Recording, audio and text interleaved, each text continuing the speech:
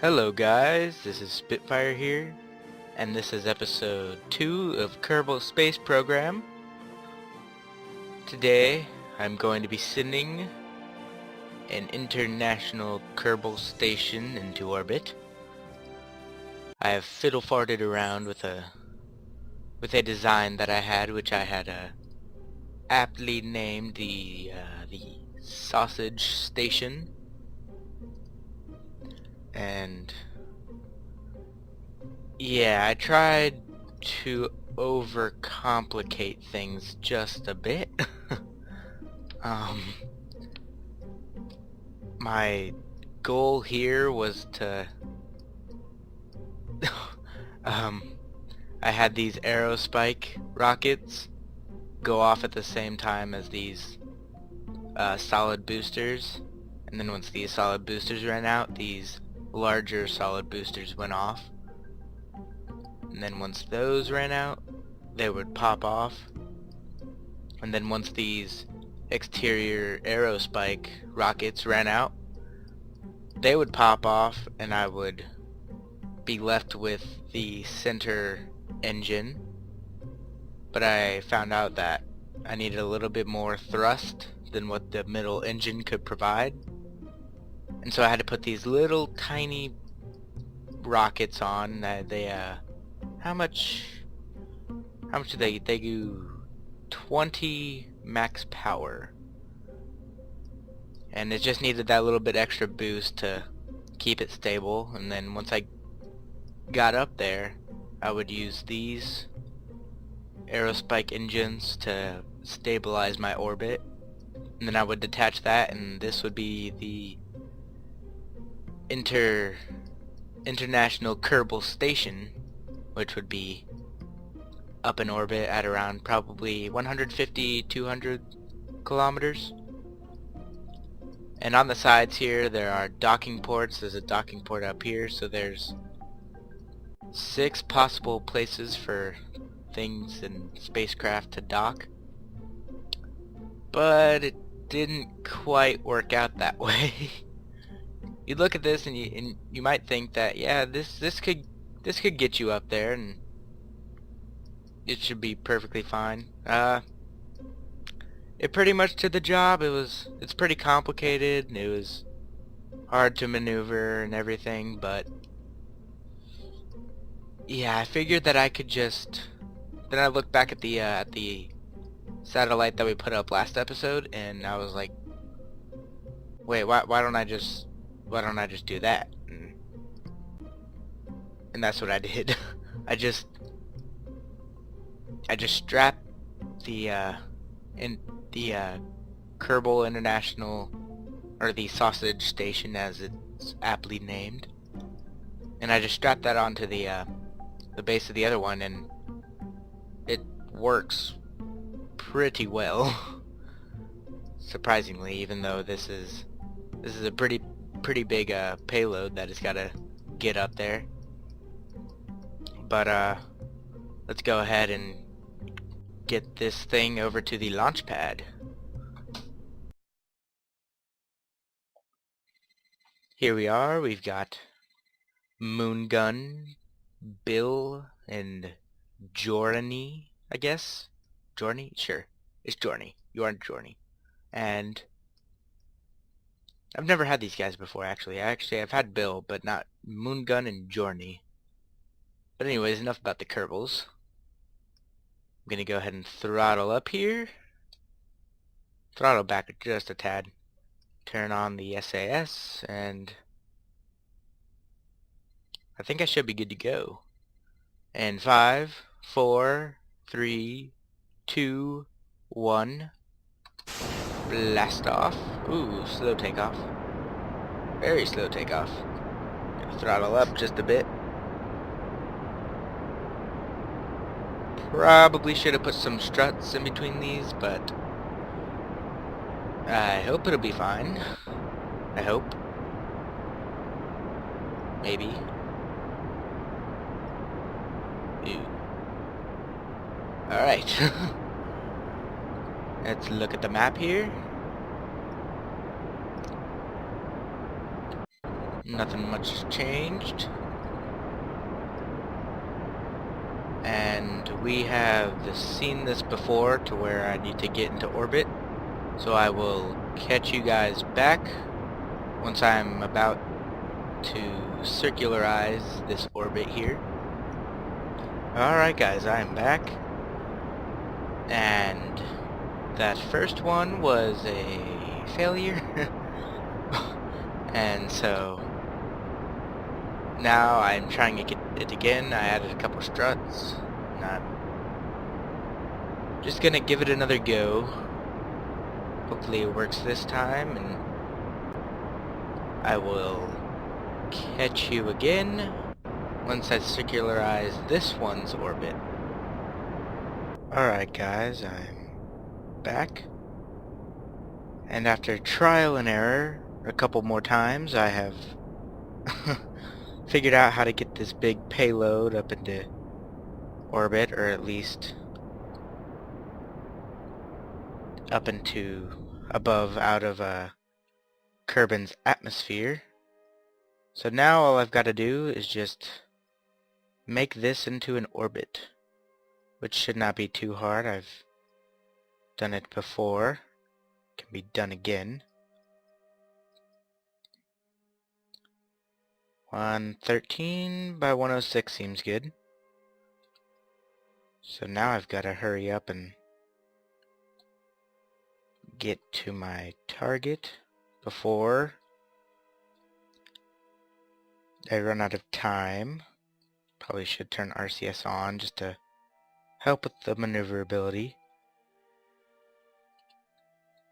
Right there. RCS off. And I can probably already start to burn. Yeah, I should have burned a long time ago. Never mind. If you can't tell, I've got kind of a sore throat type deal going on right now. But won't stop me from making videos. Now if I can just work on this orbit here, everything will be fine. Ooh. Hopefully I have enough fuel, but I think I do. Starting to burn off those meters per second pretty quickly. Delete that maneuver. Now I'm gonna start playing it by ear. Sorry, I had to cough. Sorry if you heard that too. About half fuel right now. Now that I think about it, I probably should have kept that maneuver up just to see how much more I'd need.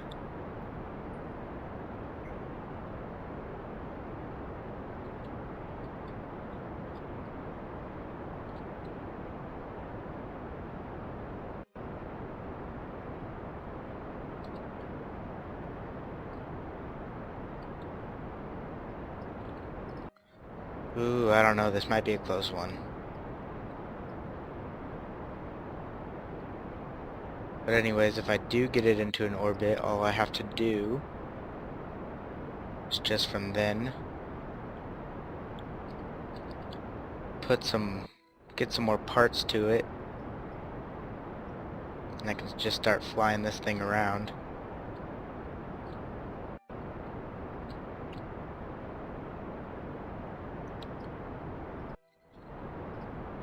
Dang it, I don't think I'm going to be able to get this into orbit.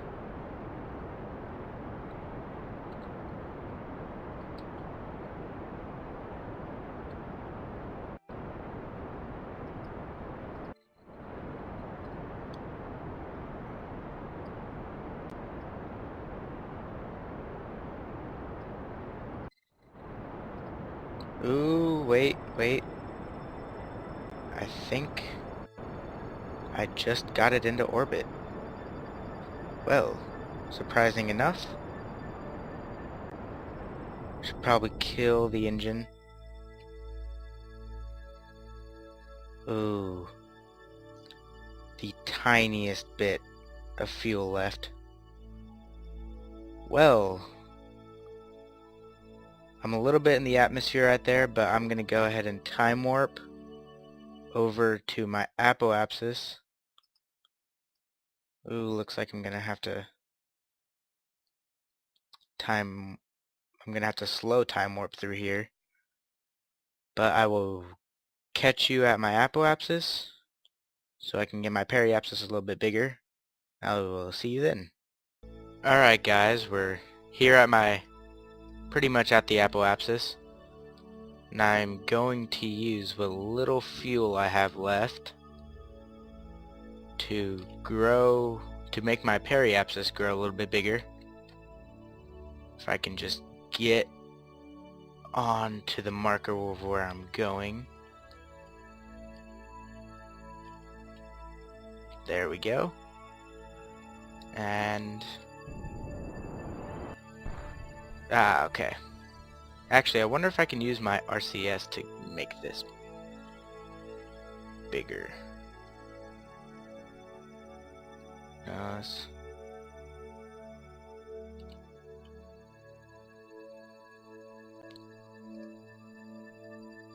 Oh wow, I actually can. Now it depends on how much RCS I'm using. It's actually not using that much, surprisingly. I might want to just... Yeah, I can use my RCS to just make this even. I'll probably get it up to 150 and then bring this side down to 150.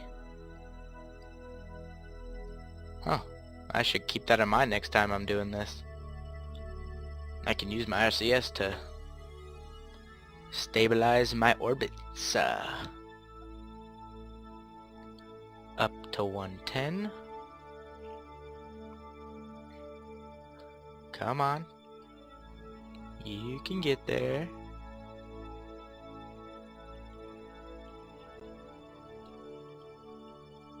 This is kind of hard though, because I gotta like put both hands on the keyboard.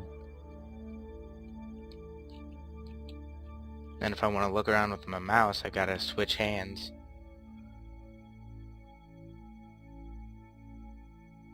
Yeah, this isn't too bad.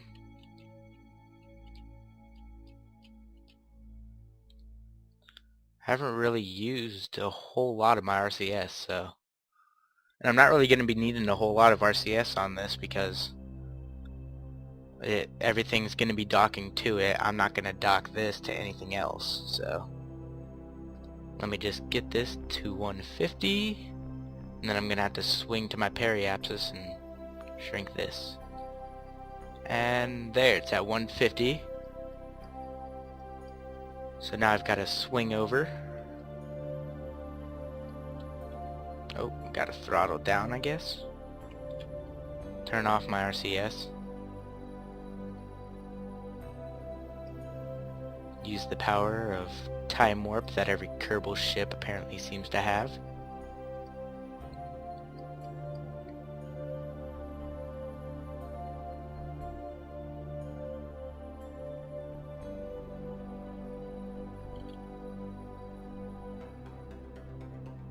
And here we are at the periapsis. Probably should have stopped that a little bit sooner.